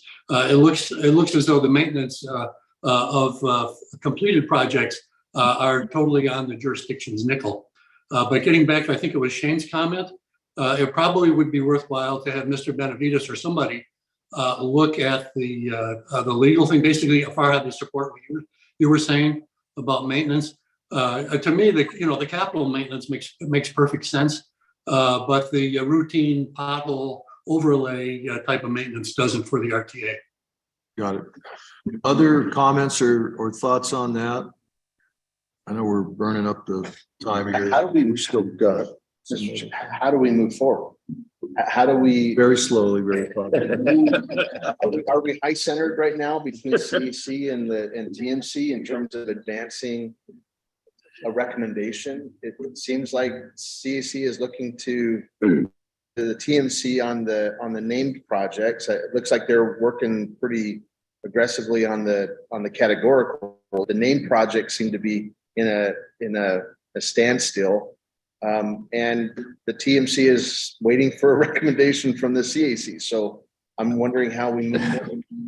Rocky, go ahead. Mr. Chair and Shane, I just wanted to remind the group that, there were 182 projects originally that the CAC reviewed, and they spent several meetings reviewing those projects, discussing them. The workshop that was held in September was extremely helpful. It further, refined the list. And after the last CAC meeting, the named projects were discussed, that's when the CAC said, we can't get to 1.1 because there are projects here that we really need some feedback from the technical, side. And that's why the 1.2 billion list has gone to you to discuss. And you have had some great questions and discussions. In the meantime, we had to move forward and start on the categoricals. So that's what the CAC has been looking at separately while they're waiting to see if the TMC, has any further feedback, anything else that they can advise the CAC. In the end, they'll make the recommendation, but really what they're looking for is that advice from you as the jurisdictional members on what can be reduced, how could we cut that down? I will. Go ahead. Terry unfortunately couldn't be here. He's the liaison to the CAC, and he would echo that. I've had conversations with him that he believes that the CAC needs to get to that $1.1 billion so we can move forward. So his recommendation was also to please ask the CAC folks to do that. Here's what's gnawing at me on this whole thing, and maybe it's just me. So the chemistry of what's on the screen there is based on what, right? And I understand the 06 plan. I understand what was spent. I understand that, but how are we determining, or how is the CAC determining the chemistry of that allocation in comparison? Because you don't know, I assume, based on this conversation, you don't know which at-grade railroad safety projects involves. Correct me if I'm wrong. Or you don't know what technology upgrades are. I mean, I'm talking about projects, right? So how is our expectation that the CAC will weigh in on that in a way that ultimately will provide confidence to the voter to have them approve this, right? And so, and I'm crystal clear, the board designated that, whatever the amounts were, right? I understand that, but when we're talking about, when we're starting to get into this granular level, it's hard to say, well, give us a recommendation on categoricals. What are you going to do? Just kind of move things around? I'm starting to kind of come back full circle in that, well, maybe we should have the conversation about the importance. And it does, you started the conversation, you and Chris started the conversation saying there was confusion at the transit subcommittee because some people, we had, and I think the county had submitted projects and others did not or were not asked. I don't know, it doesn't matter, we'll delve into all the detail. But confusion makes me nervous. when we're at this point in the process. And so I throw that out. I mean, maybe it's, So if I may put it in perspective, if you could go back to one of those slides. The foundation for the conversation has been the RMAP. It's a document adopted by the regional council. It went through a very extensive process with the public. We're taking RMAP as that roadmap. So a logical discussion and the question from the CAC was, we don't know what the needs are. Tell me what the needs are. We take RMAP out. The needs say we need $334 million worth of pedestrian facilities and sidewalk gaps region-wide. We don't have $334 million for that one element. What we recommend is X amount. That X amount, the 70 million in this case, really is subject to a discussion. Are we meeting our needs? In this case, no, we're not. It's 70 enough? That's the question. So we did this with every single sub-element. We know what the needs are. We believe that we can meet some of that, maybe not all. And this is the amount that we're recommending at this point, based on all the information that was provided to us by all the jurisdictions through a public process. It's not enough. Everybody knows that. But how do you make that tough decision?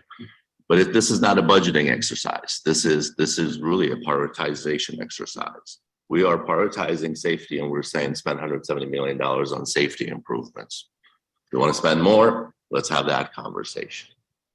So that's really the exercise. And I think when you say we, who is we? We as TMC, CAC, ultimately RTA board.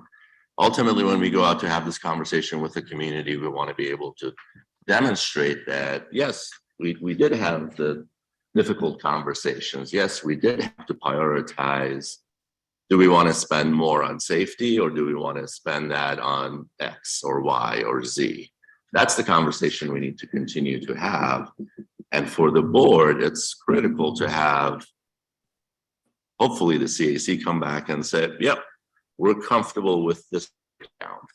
And we're comfortable with it based on the feedback we received from TMC. That's the ultimate goal. That's how the process was developed. We've had this conversation previously that CAC may recommend something that TMC doesn't agree with. We're hoping that we can avoid that. Let's give them some recommendations ahead of time so we avoid that. So by the time they have a recommendation, we can all nod and say, yeah, we can live with that recommendation.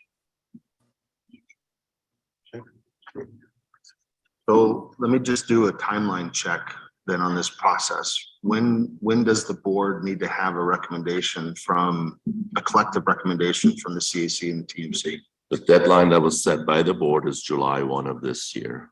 We hope to have a recommendation by the CAC and TMC's endorsement by July 1.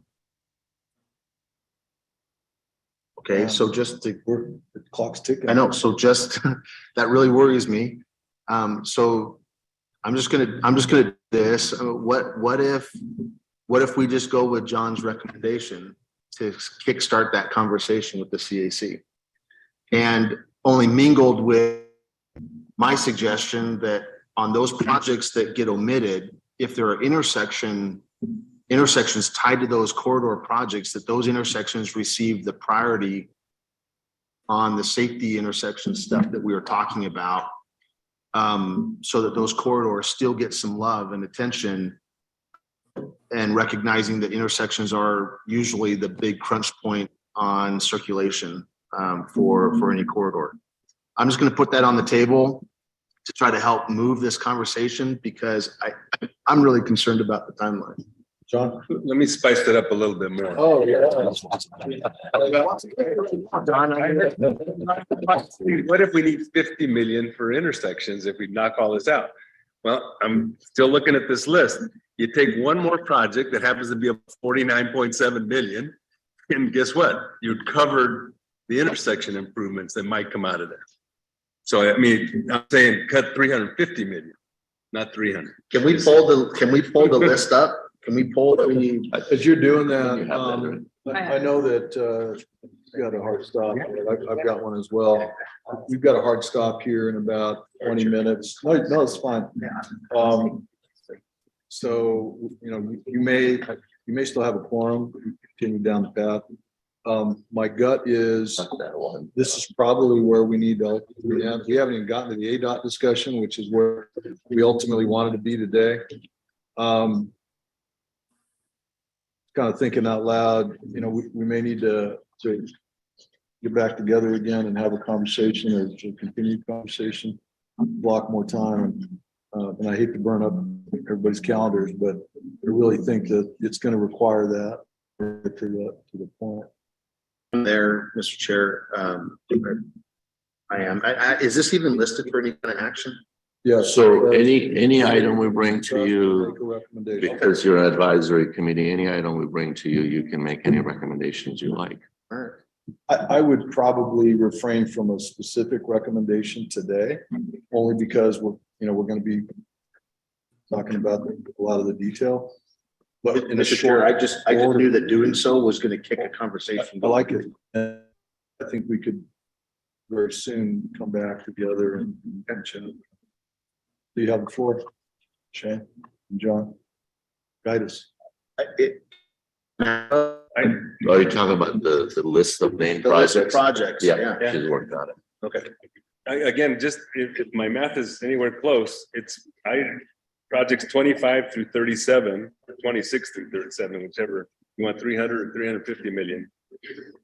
There it is. 25 through 37. Yes, sir. I got it.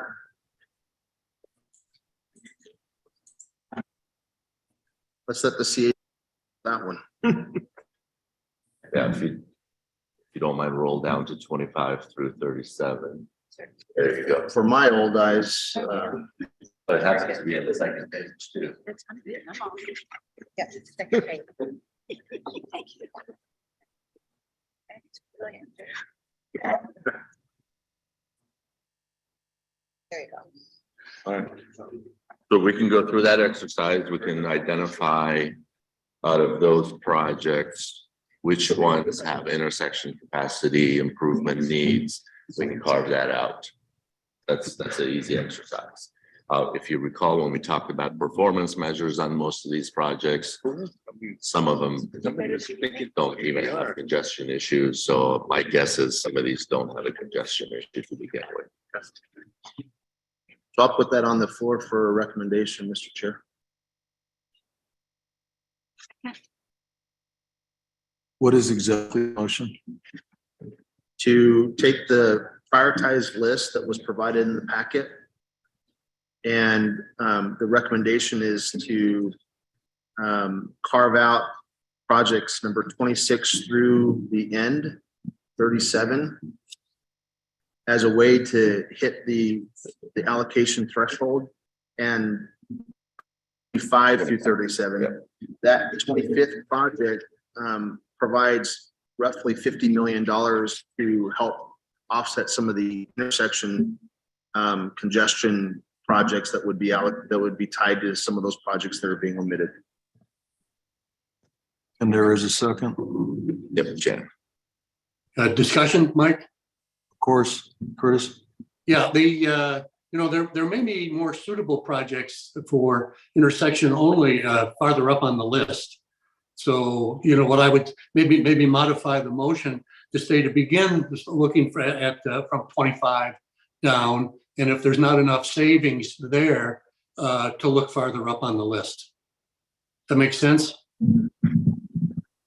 You added it That up. makes sense. Well, I mean, because these are prioritized already. Yeah, I get it, but what he's saying is there might be opportunities in some of those projects to focus improvements at the intersections. And I'm going back to biggest bang for the buck. Exactly. So if I may again, so if I understood the recommendation, the conversation, regardless of which projects, the remaining projects that if you wish to remove from the list, we'll go through that exercise, identify if those projects have any intersections that have a congestion issue. We'll carve those intersections out, identify those intersections, but the projects themselves can be removed from the named list with an understanding that we can fund the intersection improvements and come up with a cost for just those intersection improvements. That was the recommendation. And that will be the adjustment to that element. So, Right, with significant savings in the process. yeah, good recommendation. Appreciate it. Yeah. Go through the exercise. Thank you.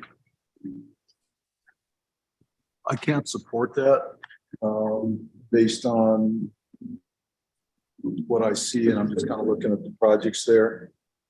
For example, project 29, Drexel Road. There are no intersections, or maybe one that could be a value there. Right. That could be a serious challenge for me. Yeah. Look Mike, at- that's why I attempted to modify the motion to say, start at the bottom and work our way up until we achieve the savings we need. Mr. Chairman. Okay, that does change the motion though. We'll need to clarify. Curtis, hold on a second. John, go ahead. Well, interestingly enough, the discussion we were having about major maintenance projects, I think you just said Drexel. The two Drexels on here are not major maintenance projects. Right. So, perhaps there's further clarification that we should focus on the major maintenance projects or not sacrifice any of these true capacity upgrade improvements. Follow?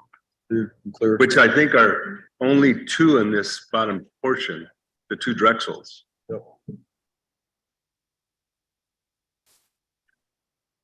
Okay, so I'm, if I understand Chris's suggestion, rather than just draw a hard line at 25 down, start at the bottom and start working your way up. And if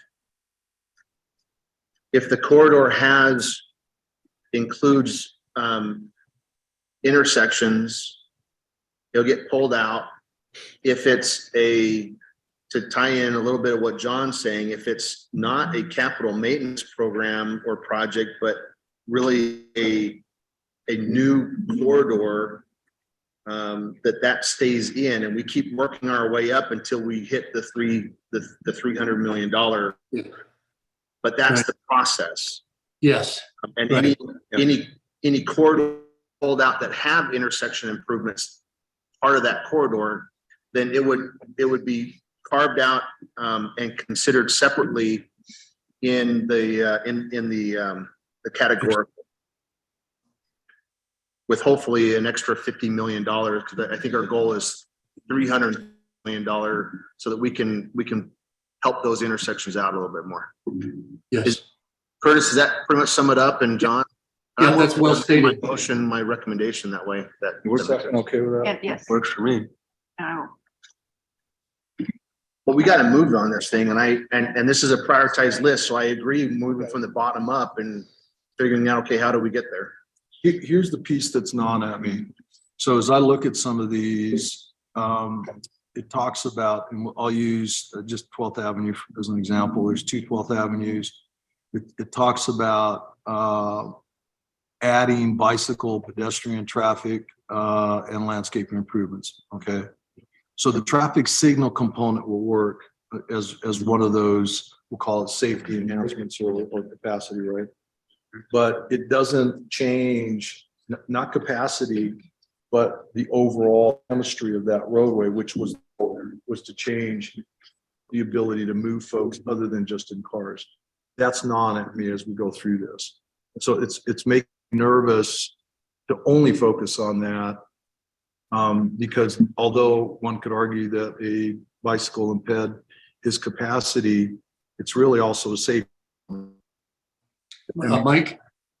So that's what's gnawing at me on that. Go ahead, Mike, Chris. can I make a suggestion? And that is to kind of walk through this. Maybe you could establish a subcommittee of the TMC that can get together sometime very soon, like in the next week or so, and just flesh this all out. Maybe we can work with Rick Ellis or somebody on this, because I think there's an easy answer using the Bernal approach on this. I hope it works, John, because I just named it after you. But I think rather than us beating it to death here, if we just get, a handful of or so of people who can work through this kind of the technical elements and the political and the multimodal part of it, that we can probably get this resolved in maybe in a 1 or 2 hour get together. So just a suggestion for you, Mike, as the chair. Got it. Thanks, Curtis. Mary, you have your hand up? Yeah, I was just gonna say, I suspect that the CAC, a component of the CAC is gonna reflect what you just said, Mike, heartily. The points that you made, I think I'm gonna hear again and again and again in the CAC if we just pull these out. So if you do get a component together to discuss, could you maybe invite one of the chairs to be silent observers of the discussion, so that then we can pass that conversation on through the CAC? Did I make myself clear, or did I confuse you all? No, You're right on target. It's good thought there. I heard that, Mary. Thank you. Okay, Aren't there categoricals or sub-elements that would address the pedestrian safety stuff that you're talking about? There could be. And so I'm wondering, I don't want to complicate cornflakes here. I'm really trying to advance this conversation. I think, I think with a recommendation from the TMC along these lines, and I think I'm going to stick with my recommendation, amended recommendation after this conversation. The CAC could then wrestle with this a little bit and come back with, hey, if we got rid of one more project, that offers up some more money that we can throw into that categorical to help with some of this stuff. But we won't even have that conversation unless we take this step. And so I think I'm going to stick with my recommendation, modified recommendation, and look for a second and see if we can go. Your second was good on that. Okay. Mr. Chair, Oh, go ahead. I appreciate all the conversation, and thank you, Shane, for helping to move us along. Two conversations that we're still needing to have to do with the non-RTA funds that could go towards the ADOT projects. And there's been a request of the jurisdictions on the delayed projects, the 4 delayed projects from RTA, on whether those could be federalized. And my understanding is then, if those are federalized or partially federalized, that could free up RTA funds to go back to the pot for allocation. Is that correct? That is separate from the 1.1. So that was a standalone line item. So we're still trying to resolve the $300 million. And I appreciate that. But if let's just say if the county were to take its First Avenue project from RTA and say, we'll federalize it, right now, that is being funded solely with RTA dollars, correct? And wouldn't those dollars, if we were to replace them with federal funds, those dollars could go back into the mix for being redistributed? Yeah, but for the purpose of this conversation, I think those were smaller amounts. We're talking about maximum $40 million. So if that happens, that's great. That adds additional dollars to the table. But for the sake of this conversation, I think that's a wonderful thing to have as an option. But we still need to narrow it down for at least 260, if not 300. Point taken, but 40 million is still something. I'll take every penny, but the motion, as I understand it, was to use 350 as a target, and I think target, given that the next item on the agenda was cost estimates, the cost estimates may come up even a little bit higher.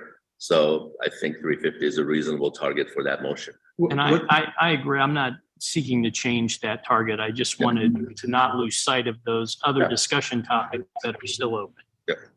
Carmine, could those, I mean, as we get into this, as we get past, the election and we're moving, if we federalize a project, couldn't that money either go towards the categorical pot? Because we've got, apparently the CAC has a lot of thoughts there in terms of the needs not being met.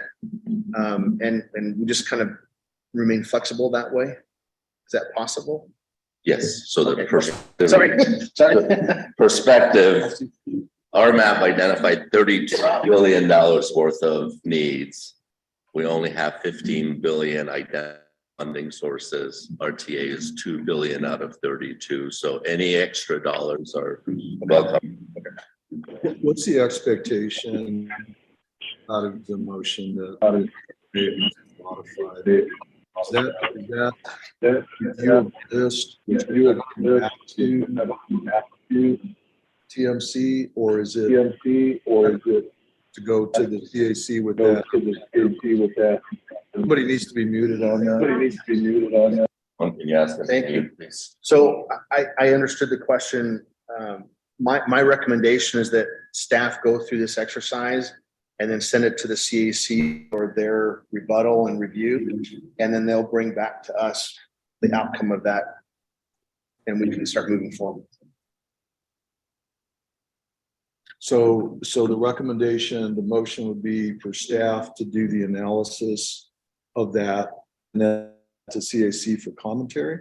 Yeah, for their response. They seem to be waiting for us to answer that. Yeah. Curtis has suggested maybe a small group of TMC members get together and review that and help with that. What do you all think about that? Mike, I think we can do that with staff. Yeah, that's what I staff was part of that. Yeah, that's why I mentioned Rick Ellis before. I think we can sit with Rick and go through this pretty quickly.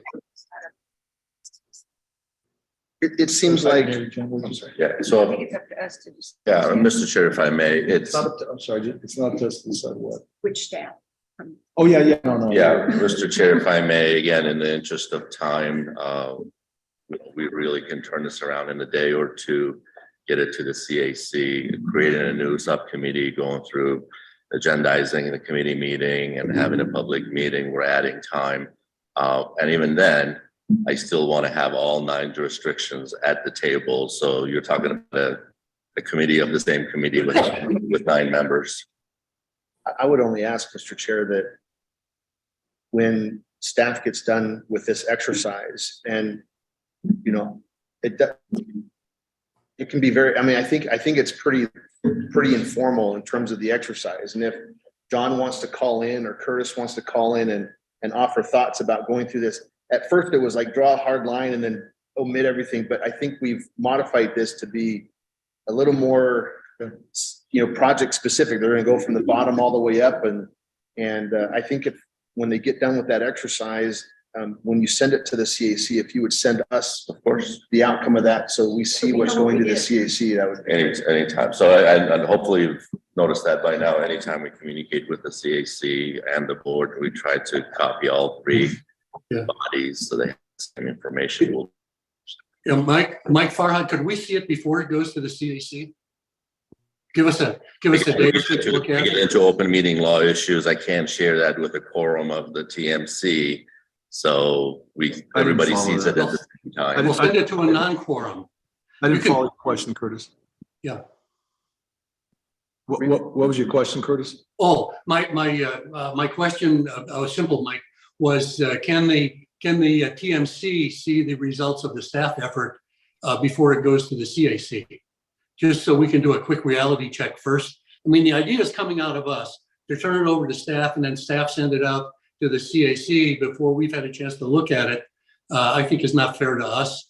You know, it was this Bernal approach is coming from us. We should be able to take a quick look at it before it goes to the committee. And it's, yeah, Farhad, I understand what you're saying, but we could do it on a non-quorum basis. Open meeting law requirements, I would have to share it with the entire TMC and can't get any think that's what input he from the said. TMC. So we would have to have a public meeting to obtain input. Okay, I'm not gonna argue that right now. So here's what's running around in my head. Recommendation, start at the bottom, go up, look for, because really what we're talking about is potential change in scope to that list. That's what we're talking about. So instead of it being that corridor may change to a safety and intersection improvement. make pedestrian. And pedestrian, some of these other things. Yeah.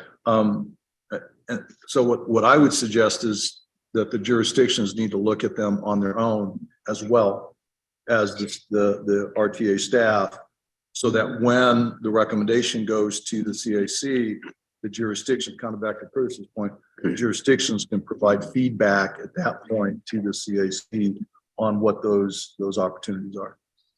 Further discussion before I call for the question? Call for the question. All in favor signify by saying You are unmuted. opposed. Nay. Opposed? Nay. Nays. Motion carries. Motion carried. You're done. I have one more request that I promised I would bring before you. It's on a particular project, number 11, South Country Club Road. I-10, the Tucson International Airport. Chairman McGovern brought this up at last meeting that he attended, but that was did not come from a jurisdiction. It came from a memo from TIA from the airport at one of our recent meetings, and now it's in the list.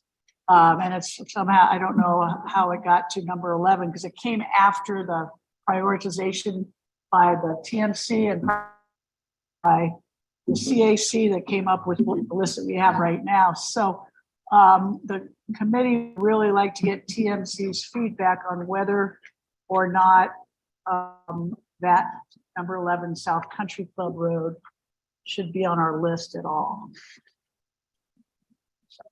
Give us some feedback on that. It's super helpful. All right, we could address that. Sure, of course, be happy to. The proposal was made at the CAC meeting. CAC committee members discussed the proposal and voted to include it on their list of named projects. And it's been on the list since January as part of their action to include it on their list. Again, be happy to give you more details on the scope of the project, but talking to ADOT was able to work with us to identify funding to improve country club traffic interchange and traffic interchange and hopefully have that delivered within the next few years. So this would be a brand new traffic interchange on I-10 at Country Club. Has no connection. It would essentially have off ramps to neighborhoods. So the proposal at the time was to make sure that we have a reasonable connection from the new traffic interchange from I-10 to the airport. And that was discussed at the meeting and the CAC acted on that. Just to clarify, Please. we also asked for TMC feedback on that. Yeah, I believe the feedback on it was to make sure that TMC agrees that we need to connect point A to point B, especially with a brand new traffic interchange. If you look at the map right now, and I don't know what your timeline is, but basically ramps and on ramps to neighborhoods. You may. So the timeline for that project is to start design build next year. So it will be constructed within 3 to 5 years and done. It'll be done before the next RTA is approved. So there's no RTA next funding proposed for the project because it'll be completed or in process by the time the RTA goes to the voters. So the funding will be obligated for it. There will be a brand new TI. All the information for it is available online. You can see it in the design concept report on the planning section of the ADOT website. If you look for the I-10/SR210 study, it has all the graphics, has the full design concept report. You can see exactly what it's going to look like. And it'll give you a really good idea about what we're constructing.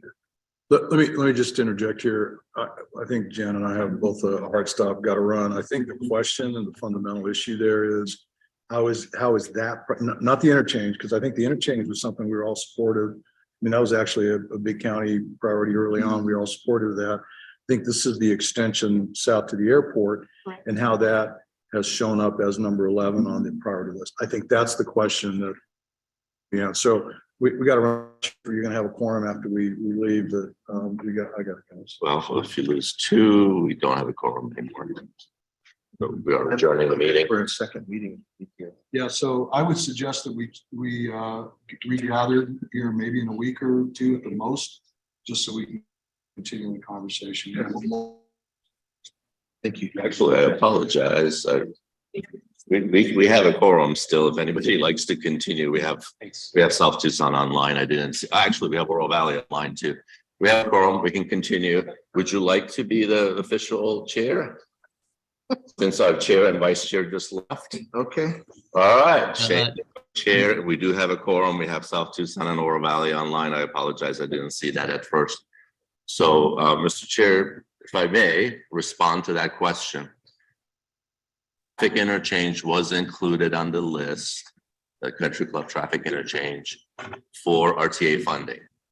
And thanks to our ADOT, they came back, they said, you know what, we don't need RTA funding for this project.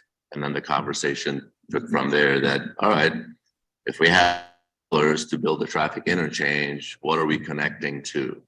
And that was the evolution of that conversation, that RTA could fund the connection. So with that, I know ADOT wants to get into the ADOT conversation. And if you don't mind, Mr. Chair, into that, and the memo was in your packet. So, Mr. Chair, before we move on to that, I think the question Carolyn is asking is for TMC's input on that specific project. Yes. And other than this little 5-minute conversation, we haven't had a chance to discuss it. I know it showed up as a City of Tucson project. It was not submitted by the City of Tucson. So perhaps at the next meeting, we can spend a little more time talking about that and provide some input to the CAC. Fair enough. Farhad, can you just? Yeah, that's, again, the conversation even at the CAC was to have the airport authority come and present. So that's on their list of things to discuss as well. We'll be happy to. So with that, if you don't mind, I'll jump into the ADOT map. I know both David and Paki can chime in as well. And obviously Rod can chime in.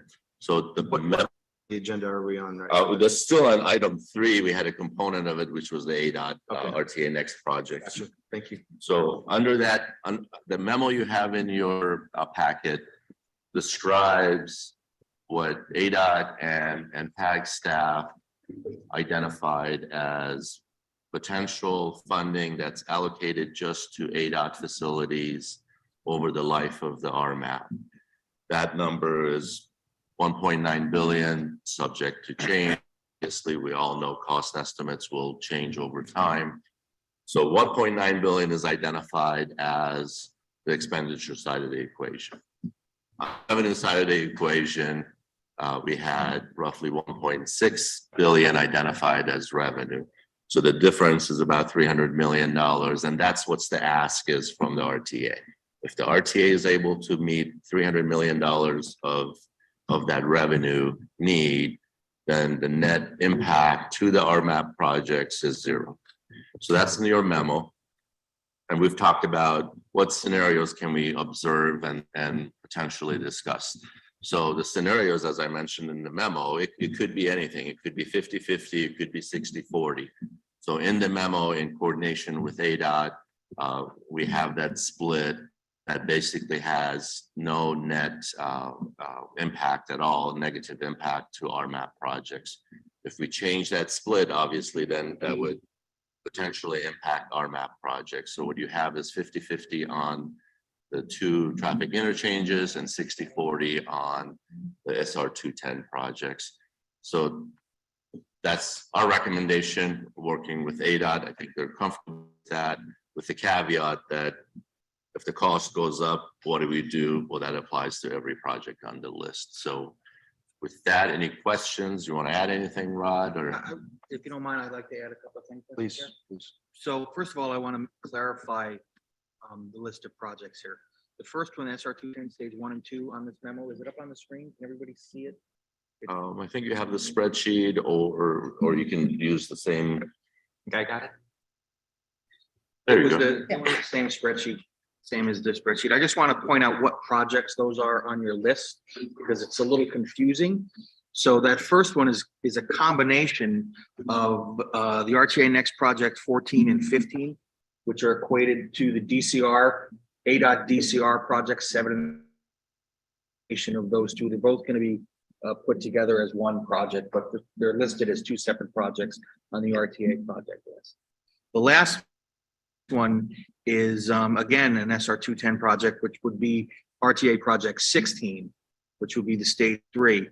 And Are you that's- referring to the RTA next Yes, list? the RTA next list. Mhm. So that's why I want to clarify this. It's confusing. So like, again, if I may, Mr. Chair, we can do all that housekeeping. We can combine the two projects, but for the purpose of this discussion, ADOT is recommending to combine them, and that's fine. We can do that moving forward.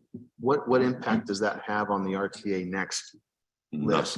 Nothing. Nothing. Okay, So okay. the only difference currently is, and I'm jumping ahead, the only difference is that the split that's being proposed reduces RTA's contribution by about $22 million. That's all.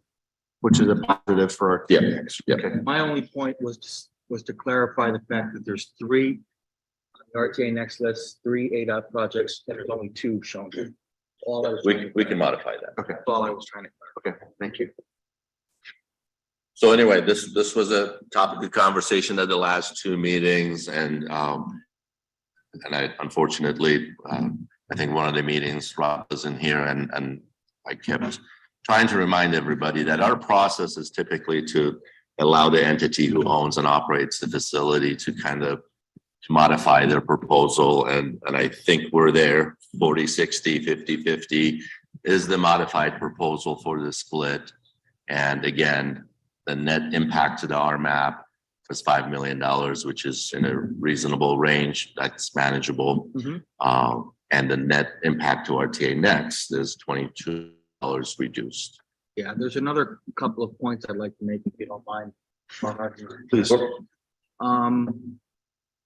First, there are 2 projects here that were not on VDOT's list of project put into the RTA next.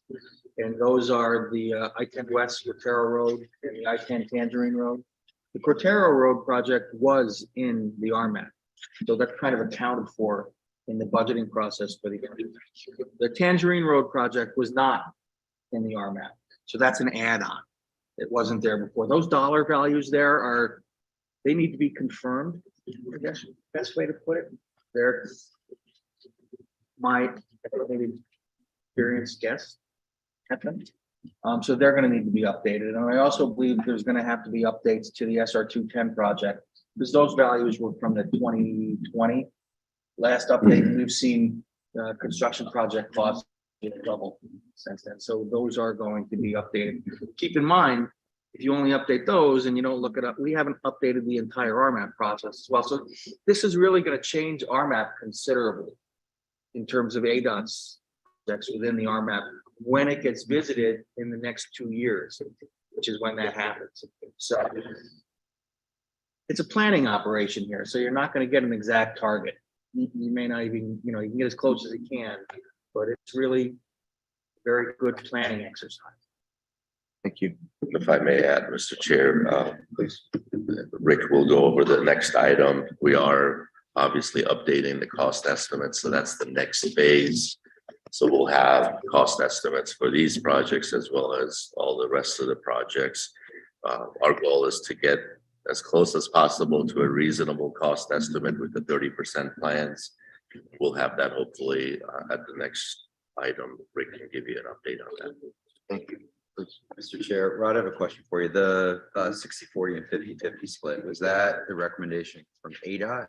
And then the follow-up question is the RAC funding, is that all that's allocated for those projects, or is it only because that's the 6% that was decided on?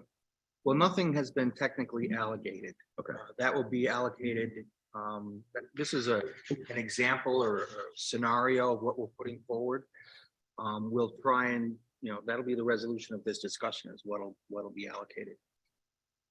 This is our our estimate to try and keep everything as whole as possible.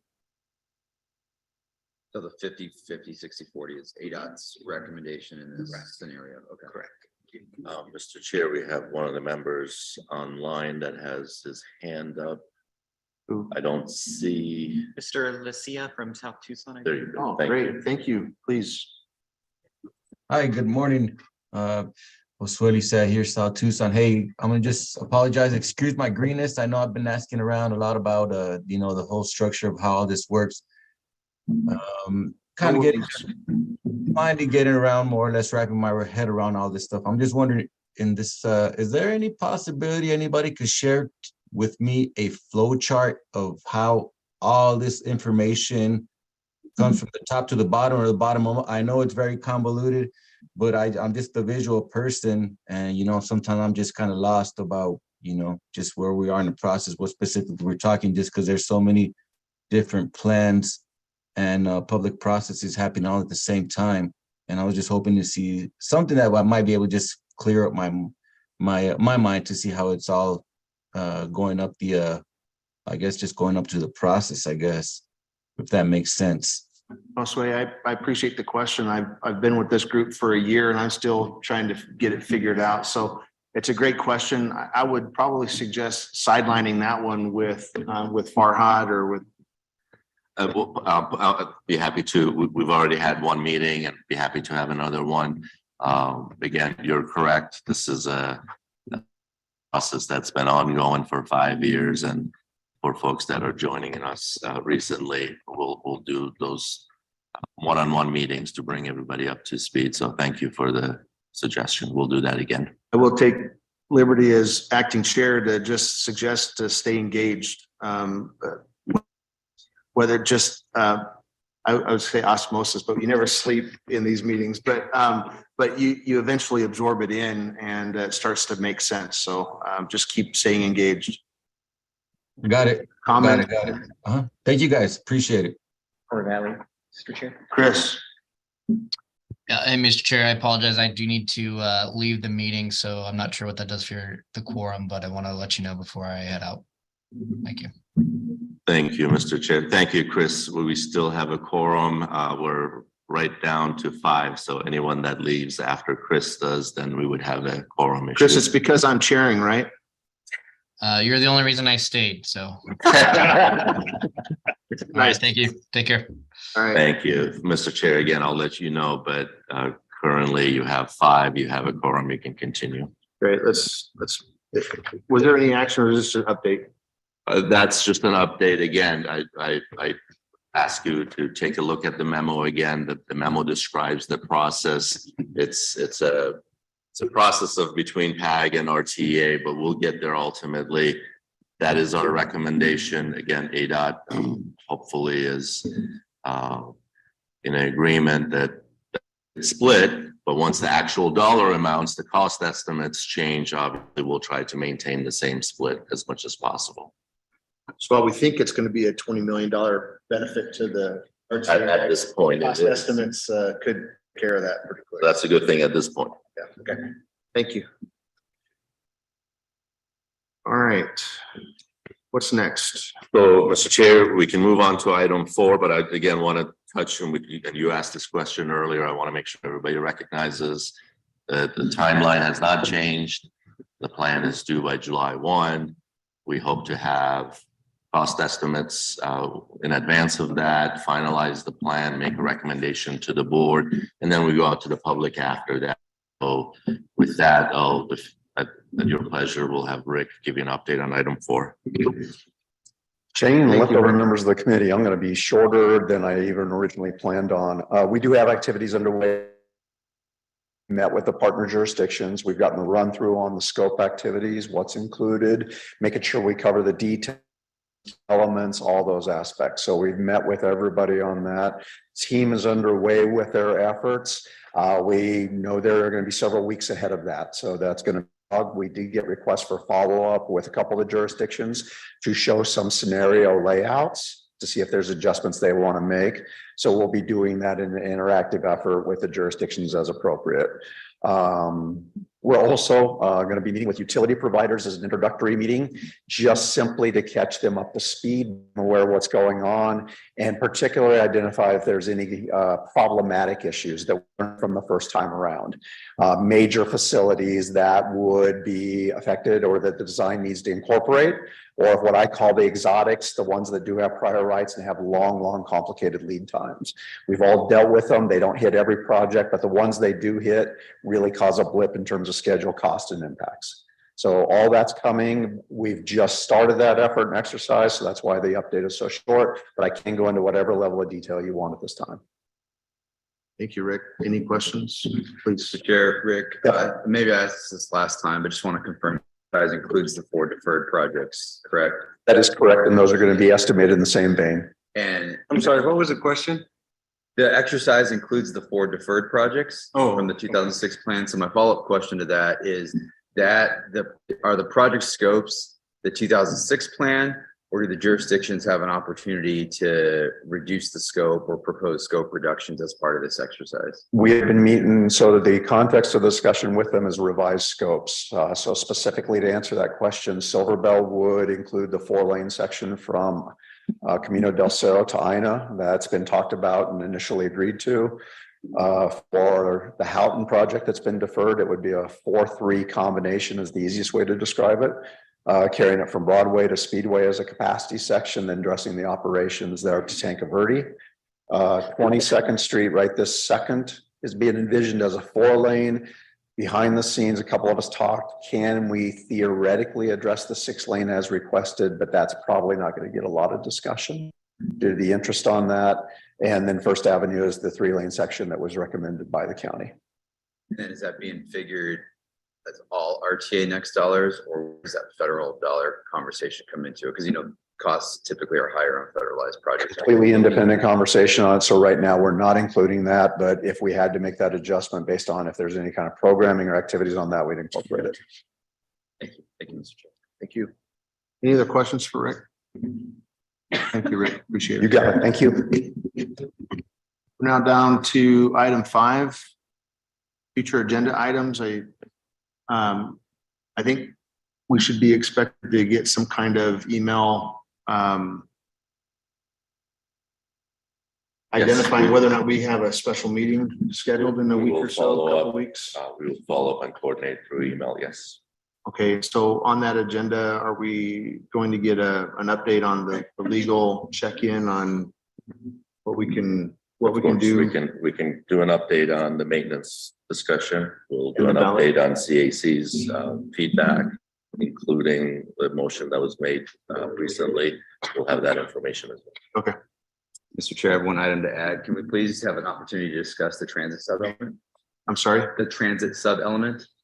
As a CAC, I'd like to receive a presentation on that. And I will have the, I guess that's what you refer to, that's item 11 on for the airport, that road, that project. Yes, we can have that conversation as well, of course. Okay. Any other items? No? All right. I think we're adjourned. All right. Thank you. Thank you. Thank you. Way to jump in. Yeah.